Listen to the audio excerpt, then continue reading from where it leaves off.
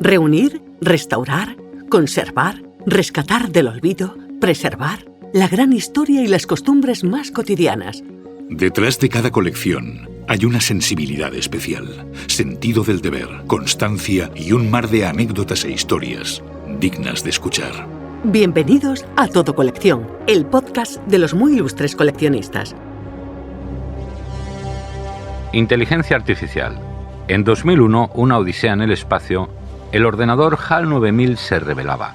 La leyenda urbana enreda con que IBM no quería asociar su computador al mal, razón por la que el director de cine puso al artefacto el nombre de HAL 9000, que está formado por las letras anteriores a cada una de las siglas de IBM. Tanto Stanley Kubrick como Arthur C. Clarke, autores del guión de la película y la novela, han declarado en varias ocasiones que HAL significa algoritmo heurístico y punto. Respecto a IBM, la marca aparece en la película de 1968 en el costado de una nave y también como empresa asesora en los títulos de crédito de la famosa obra de ciencia ficción. Estás escuchando Todo Colección, el podcast de los muy ilustres coleccionistas. Bienvenido al podcast de Todo Colección. En el episodio 52, en Cardinal 152, conversamos con Miguel Durán Uña. Miguel es coleccionista de informática y promotor del Museo Informático 8 Bits, toda una institución en los ámbitos todo coleccionistas, entre otras cosas porque Miguel ha sido fundador y secretario de la Asociación de Usuarios de Informática Clásica. Todo Colección, donde viven tus recuerdos. Buenas, Miguel. Muchas gracias por atendernos en el podcast de Todo Colección. Muy honrado. ¿Qué es un coleccionista de informática? Pues en general podemos decir que es una persona que está muy apasionada por la informática y la historia de la informática y que considera que todo ello se debe preservar de la misma forma que se han preservado los libros o las obras de arte, para que todos podamos aprender de su historia y su evolución. No solo de los grandes triunfadores, sino de todos los equipos que han estado compitiendo por ocupar un sitio ahí y luego han acabado desapareciendo a lo largo del tiempo. Entre los coleccionistas hay gente que son especializados en un solo ramo, es decir, gente que está apasionada por los MSX, los Amiga, cualquiera de las diferentes máquinas que ha habido y consolas, y otras personas como yo que somos generalistas, que nos encanta todo en general. Queremos preservar todo lo que ha habido. Los primeros ordenadores ocupaban habitaciones enteras frente a las miniaturas de hoy. Sí, y lo he visto y sufrido. Mi padre, en su momento, estaba al frente de una empresa madrileña y me enseñó el Univac que utilizaban para gestionar en la empresa, del tamaño de 3 mesas de comedor. Podéis haceros una idea del tamaño que tenía eso. Y luego, cuando con unos amigos montamos una empresa, el local que alquilamos para tenerlo, tuvimos que sacar entre 6 u 8, dejándonos los riñones, un Olivetti al que habían tenido que dedicar una habitación y además un sistema de aire acondicionado dedicado. Te hubiera podido saber cómo iba a ser la historia, porque aunque he buscado de ese equipo algún tipo de referencia en Olivetti, nunca he conseguido saberlo. Por eso digo que nunca sabes dónde vas a encontrar un pedacito de historia y toda la que encuentres merece guardarse. Miguel, ¿por qué es necesario un museo de informática? Pues precisamente para que la gente pueda verlo. Es decir, aquí ahora mismo vas a diferentes países y te encuentras que en Alemania hay un museo oficial como tal, que Italia tiene un museo con el visto bueno de Apple sobre todo la gama de todo lo que han hecho los Mac. Esto es llevado por personas particulares. Todos los países nórdicos tienen también sus propias variantes. Y aquí, bueno, te encuentras alguna cosa. Los que hay son cosas que han salido precisamente pues porque, por ejemplo, universitarios, sobre todo, han decidido que tenían que poner algo. Por poner unos ejemplos, el Museo García Sánchez Mases de la Complutense, el muy excelente museo que tiene la Politécnica en su campo de Valle del Monte. Allí tienes, por ejemplo, el sistema operativo del PDP-11, un mainframe de los gordos, en papel perforado. Es lo que hemos intentado hacer siempre. Decir que no tiene que ser algo que se deba a esfuerzos puntuales de unas personas, sino que debería ser algo que el propio Estado debería hacer. Porque a fin de cuentas nosotros hemos escrito una página compitiendo a nivel europeo con otros desarrolladores mucho mejor situados. Incluso ahora se siguen haciendo aquí videojuegos. Lo que pasa es que no se conocen. Tu pasión por los 8 bits, ¿desde cuándo y si conservas tu ordenador? Sobre todo nos interesa saber si ese ordenador primero funciona todavía. Yo siempre comento de que era un biólogo hasta que me tropecé con un espectro en mi camino y no paré. El asunto es que ese ordenador sigue todavía en mi poder, en su caja, perfectamente conservado y además bien cuidado. De hecho, está puesto con su unidad de disco para usarlo de cuando en cuando. Me siguen gustando juegos conversacionales, pero al tener que mudarnos aquí al Cortón donde vivimos actualmente, tuvimos que recortar lo que había, y eso es muy importante en la informática, el espacio. Sí, está guardado y con mucho cariño. Nos hablas del espacio, porque una colección de ordenadores son espacio de memoria, espacio físico y también espacio emocional, por eso de la convivencia. Ahora mismo lo que es el grueso de mi colección está en un local de unos 20 metros cuadrados, con estanterías de 3 metros de altura de techo a suelo, incluso por encima de la puerta de acceso. Y el grueso está allí empaquetado y todo lo demás. Allí he ido a parar los pocos monitores de tubo que me han quedado y muchos de los equipos. Aparte de esto, tenemos un segundo trasero más modesto que está pensado más en plan punto de trabajo o taller para reparar equipos actuales. Aquí hay estanterías que tienen todos mis juegos de Mega Drive, Master System, NES, Super NES. Eso está dentro de mi propio dormitorio. En la habitación en la que estoy ahora mismo está algo más moderno, como todos los juegos de Play 2, de Sega Dreamcast, Xbox, etcétera. Como veréis, no estoy con lo último, pero lo bueno va a seguir siendo bueno hoy o dentro de 10 años. Sí, ocupa mucho espacio y de hecho he llegado al punto en el que ya casi no entra nada. Y eso tiene que venir con permiso de la parte contratante de la primera parte de esa mujer Manimar. Por lo que nos cuentas, un auténtico paraíso camiseta negra. ¿Y cómo te las apañas para clasificar tantos lenguajes de programación, sistemas, marcas y tecnologías? Digamos que una de las grandes cosas que me pasó es que cuando empecé con lo que era un ordenador, mi primer PC, el primer lenguaje que conseguí aprender todo esto de motu propio es el Clipper, un compilador de base 2, en aquel momento, de base 3, para ser exactos, en aquel momento, el rey de mercado de las bases de datos. Me aprendí todo lo que era SQL, me hice bases de datos precisamente para el trabajo que tenía en aquel momento. Llevaba un portátil pequeñísimo, un Olivetti cuaderno que hacía honor a su nombre. Entonces, cuando tuve que precisamente empezar a hacer ya una lista de lo que tenía, 29 ordenadores, los tienes más o menos clasificados. Cuando te pasas 50 o más, ya tienes que empezar a andar poniendo orden y saber dónde tienes cada cosa.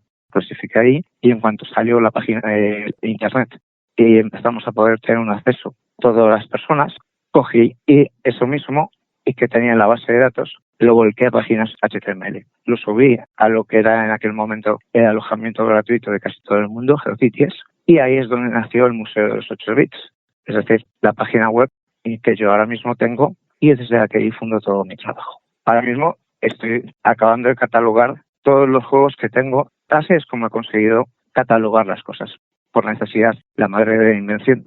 Por necesidad y para todo el mundo, porque el Museo de los 8 bits, tu museo virtual, allí se pueden encontrar desde fichas técnicas a diagramas de placas bases.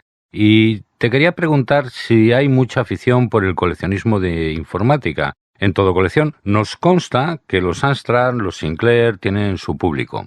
Digamos que aquí los dos irreductibles galos que había en el tema de la informática eran los usuarios de MSX y de Commodore Amiga, fieles a sus máquinas hasta puntos delirantes, pero que se fueron capaces de, para un ordenador de 8 bits, escribirle una pila TCP/IP, hacer que una tarjeta de PC se ejecutara en un equipo de 8 bits para poder conectarte con un módem, por poner un ejemplo. Se conectaron a Internet, se bajaron correos electrónicos, navegaron en modo texto, haciendo un port de un navegador de este tipo que existe para Linux, y han hecho auténticas virguerías, incluso intentar crear un MSX de 32 bits antes de que Nisi, el creador del MSX, tuviera esa idea.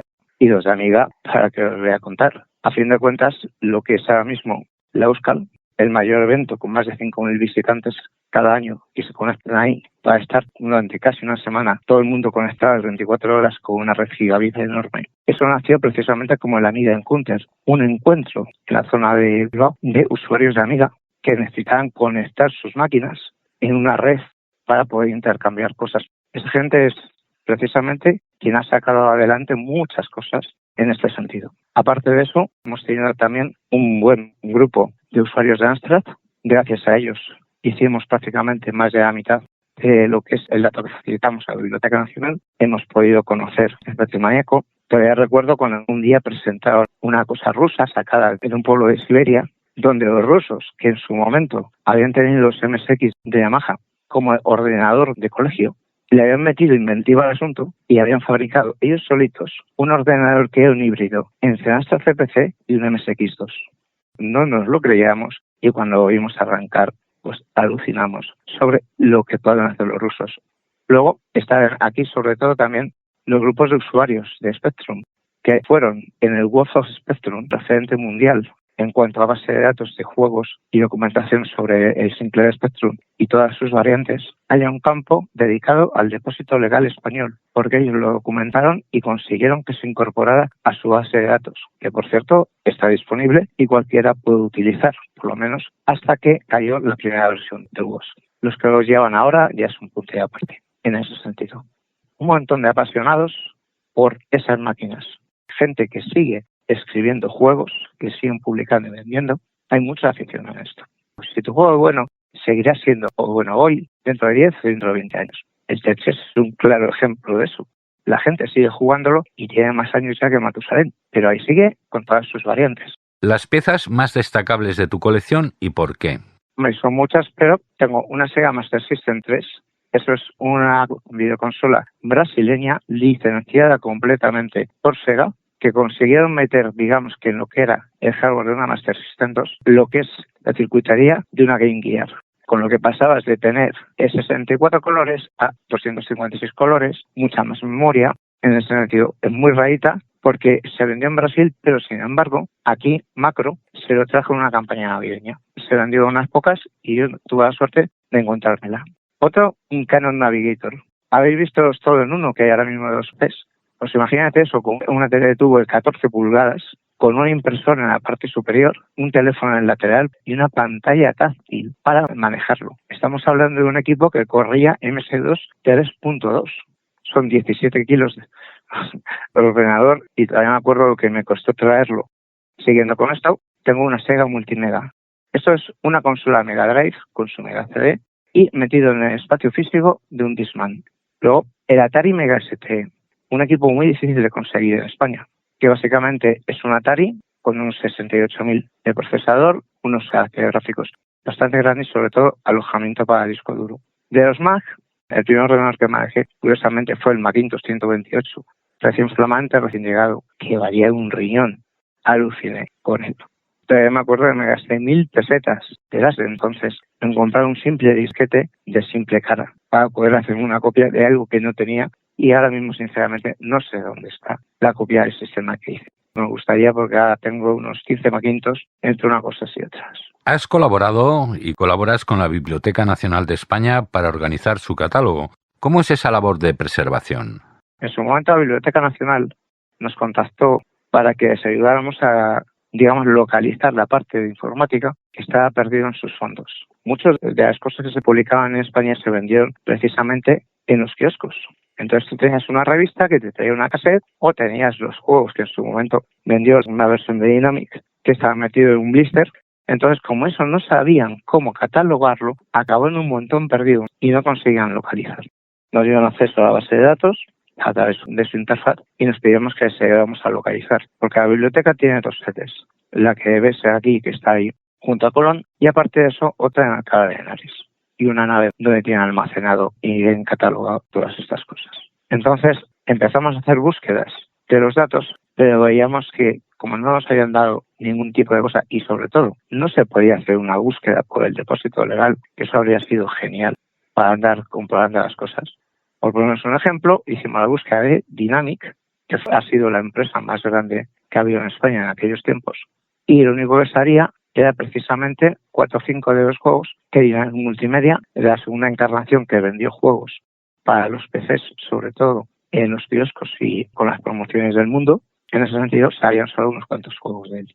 Entonces, decidimos hacer 2 vertientes. Una nos encargamos de andar buscando en la base de datos de la biblioteca por títulos y demás, y luego otros empezamos a coger de nuestras colecciones, ir haciendo un inventario por de tal juego tiene el depósito legal, tal es la versión de Spectrum. La versión de Spectrum que salió con el paquete del lingote, así. Y ahí tuvimos la gran suerte de que precisamente el chico que se consiguió traer ese ordenador ruso, tan rarito, tenía toda su colección y parte del WA catalogada en un Excel con todos estos. otro grupo de usuarios nos facilitó una lista parecida. Conseguimos cruzarla, sacamos duplicados, vimos que había variantes sobre ese tema y con esas armas ya empezamos a buscar. Hice una página web para tener estos datos y poder hacer que la gente que estaba colaborando pudiera tener un seguimiento. Pues nosotros conseguimos localizar con referencia en lo que es la base de datos de depósito legal 2.581 entradas. Pero en total les facilitamos un listado de 3.915. Y la última que conseguimos localizar me encontré hace 2 meses cuando cojo un juego que me había aparecido por ahí. Hostia, un depósito legal. A ver, esto no lo tengo. Y bien, metido.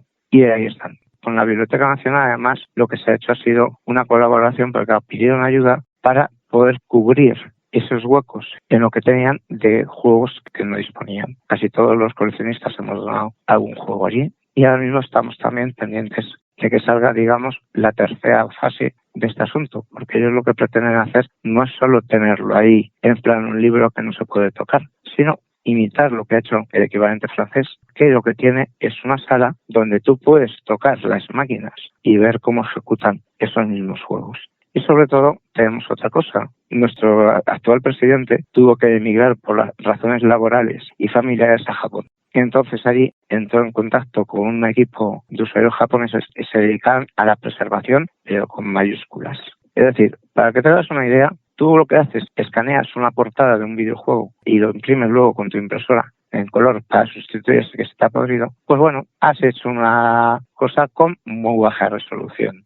Pero es que los escaneos que ellos hacen, por ejemplo, yo suyo, tiene tanta resolución como una cámara digital profesional. Y lo que hacen ellos es hacer una preservación de lo que es las cintas y disquetes completos, tal y como están, incluso de la parte que no está poblada de datos y que están todavía vírgenes o de los sectores que componen un disquete. Obviamente esto es un trabajo lento y para el que han tenido que desarrollar sus propias herramientas. Entonces, la gran suerte es que cuando nuestro amigo Dani se vino este verano de visita por España, una de las cosas que se trajo fue la Pauline, que es el equipo que han diseñado ellos. Es una maquinita, si habéis visto cualquiera, una Raspberry Pi 3 o 4, pues es bastante parecida a ella.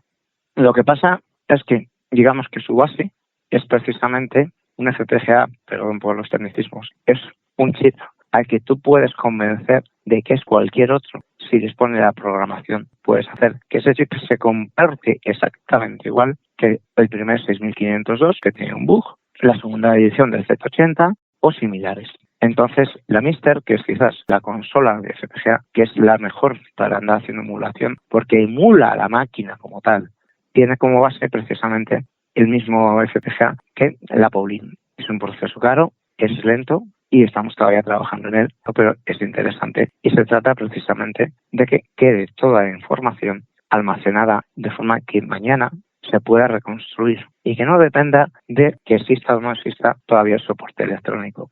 Entonces, esa es la parte de colaboración, perdón por haber divagado por otro lado, que estamos realizando con la Biblioteca Nacional. La última reunión que tuvimos precisamente fue lo que es la Asociación de Distribuidores de Videojuegos de España, otra asociación de empresas desarrolladoras y equipos de programación, y nosotros por la parte de los usuarios.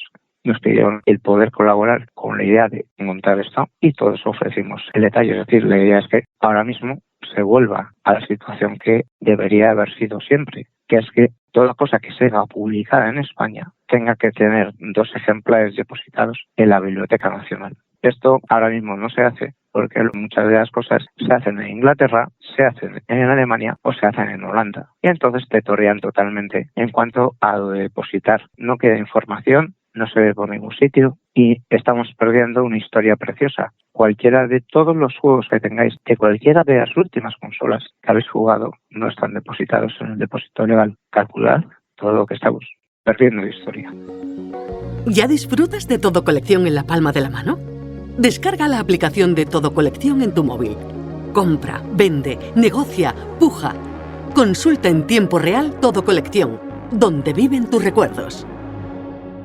Llega el momento del saludo a los hispanoyentes e hispanohablantes que también escuchan el podcast de Todo Colección. Un saludo tanto para los que están aquí de España como sobre todo también para la gente que está al otro lado del charco. Allí habéis tenido unos equipos muy interesantes, de verdad, y desarrollos que los que no hemos tenido noticia. Entonces, os animo a que también allí hagáis labores de ese estilo. Recordad que esos ordenadores o esas consolas son parte de la historia y merece la pena andarlo cuidando. Oye, Miguel, ¿coleccionamos para reencontrarnos con los videojuegos, con la infancia, o coleccionamos para que nos dejen en paz? Yo soy un caso raro porque yo empecé a coleccionar cuando todo el mundo se estaba peleando en los 80 por mi ordenador es mejor que el tuyo y que el otro. Yo tenía para aquel entonces, cuando estaban esas peleas, la mitad de los ordenadores del mercado. Tenía un Spectrum, un Astra, dos MSX, dos Atari ST, Atari 800 XL, que luego conseguí un XE en su lugar y así.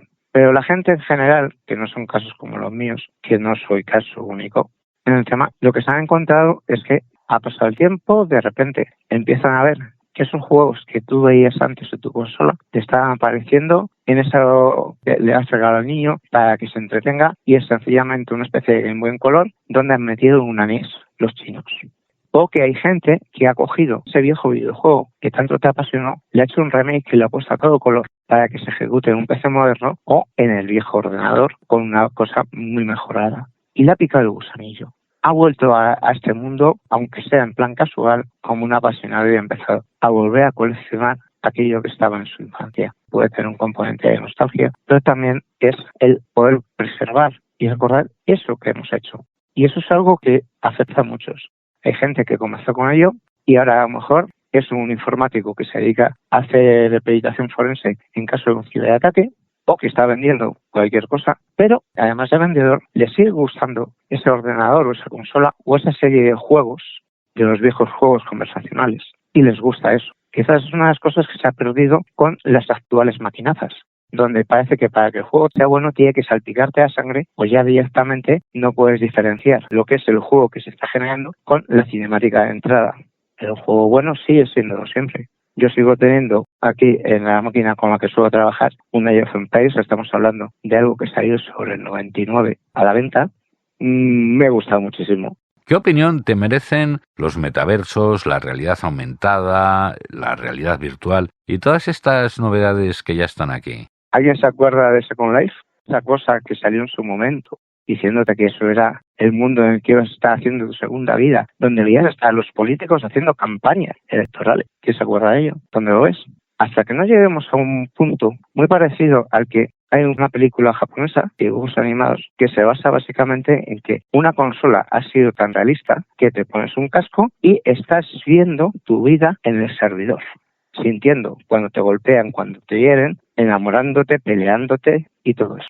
En el momento en que consigamos tener eso, quizás sí que tengamos de verdad un segundo mundo virtual. Los mundos virtuales estos que te están saliendo, sinceramente, de momento son flor de un día y por ahí me temo que acabarán durante bastante tiempo, porque la tecnología todavía no está hasta ese punto como para que puedas coger y sentirte inmerso en un universo paralelo. No es una cosa que vayamos a ver a corto plazo establecida. El poder predictivo de la ciencia ficción. Miguel, ¿algún pecadillo coleccionista más que nos quieras comentar? Pues poquillos, quizás lo que comentaba antes, la pena de haber perdido cualquier noticia sobre Olivetti, el haber enviado un Dragón 200 de España a Inglaterra, porque pensaba que yo coleccionaba sistemas en aquel momento y no cada uno de ellos. El Dragón 200 es un equipo inglés diseñado en Inglaterra, pero fabricado aquí en España, en Casar de Cáceres. Estuvimos precisamente en Trilán, que estaba organizado por la Universidad de Extremadura, y precisamente tuvimos una conferencia allí hablando sobre este equipo. Llevamos un equipo que nos prestó un amigo nuestro, que es quizás el mayor coleccionista de España, o uno de ellos. Y en su sótano hay 250 metros cuadrados, llenos de ordenadores, de libros, de documentación, de software, hasta un punto inimaginable. Próximos proyectos. Pues sobre todo poner orden a lo que tengo. Ahora mismo de catalogar todos los juegos que tengo de PC y demás y ponerles precisamente documentación, descripciones, fotografías actualizadas y puestas incluso en juegos que han tenido 3 o 4 versiones, hacer una documentación, versión del 2, versión salida al año, versión que te puedes jugar ahora mismo en Steam. Mi objetivo sobre todo es tener todo esto catalogado porque ya tengo 63 años y habrá un día que aquí no esté. Y lo que quiero es que todo esto no se pierda. En eso también, otra cosa que estoy haciendo es los Sony Vaio, es una gama de ordenadores portátiles, digamos, de gama media alta, que sacó Sony en su día, y tuve que comprar un par de ellos precisamente por la necesidad de trabajo. porque es quizás el único portátil que ha tenido en muchos equipos de serie un lector de Blu-ray para que tú pudieras coger y andarte viendo películas de último modelo en tu portátil. Tienen cosas muy curiosas. Una de ellas, la tableta de 24 pulgadas. Hicieron un ordenador parecido a los que HP y demás han hecho, que tenía una pantalla táctil, pero encima le dotaron de una batería. Eso quiere decir que durante media hora tú puedes tener un trasto de 24 pulgadas que se te cae por los lados y estar operando con él. Es una de esas cosas que me gustaría conseguir. También acabar de documentar todo lo que tengo. Empecé a fotografiar simplemente, tengo una caja enorme, toda llena de joysticks y todavía no he sacado el tiempo necesario para poder colocar esa información subida adecuadamente. Normalmente estas cosas las subo a la Wikipedia, a lo que es Commons y a Movie Games. Entonces esas cosas son cosas que allí precisamente con los usuarios, los que estamos subiendo, esto que regaló la revista tal, y te encontrarás con un juego trasladado al alemán perfectamente y le habían regalado una revista local. Aquí esto se ha hecho también. Y esas cosas sí me gustaría hacer que eso valga para que en otros sitios esa historia quede puesta. Y en ese sentido os animo precisamente a que si tenéis algo de este estilo, procuréis compartirlo. ¿Cuánto vale? Sigue la cotización de tus tesoros con Orientaprecios, la mayor base de datos para aproximarte a la tasación de lo que compras, vendes o subastas. Orientaprecios de Todo Colección. Llega el minuto de oro, el del consejo para él y la coleccionista. Persevera, cuida tus equipos y soportes y comparte con todos tus conocimientos. La ocasión puede estar en el saco de escombros que ves al lado de tu casa. Yo me encontré un día de estos un Sinclair QL y he conseguido otros 4 equipos más. Y no colabores con los que están intentando hacer un negocio de esto. Compra a aquellos que tienen un precio razonable, pero el que pretende hacerse rico vendiéndote una cosa por 5 veces su precio, no le sigas el juego. Más pronto o más tarde acabará bajándolo porque no conseguirá venderlo. Pero hay gente que ve un juego y solo porque es viejo te pide 100 euros por él. Ese juego yo tengo 15 copias aquí guardadas y está pidiendo 100 euros. Eso es un disparate. No colabores con ellos. Miguel Durán Uña, gracias por atendernos tan bien en el podcast de Todo Colección. Te deseamos una muy larga vida y prosperidad coleccionista. A vosotros. Muchas gracias. Si eres coleccionista, caerás en nuestras redes. Sigue la actualidad y los lotes más curiosos en los perfiles de Todo Colección en Facebook, Twitter, Pinterest, Instagram y canal YouTube de Todo Colección.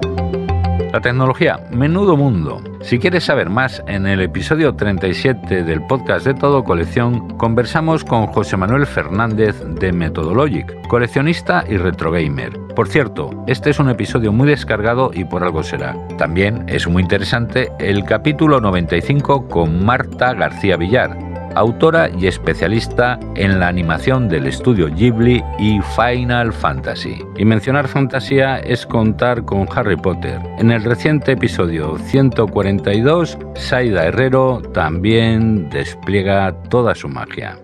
Libros, sellos, monedas, cromos, juguetes, antigüedades, arte. ¿Y tú? ¿Qué coleccionas? Si quieres participar en nuestro podcast, Todo Colección te cede el turno de palabra. Pues hasta aquí el episodio de hoy. Nos puedes regalar un me gusta o un comentario. Suscríbete al podcast del coleccionista. Razones no te faltan.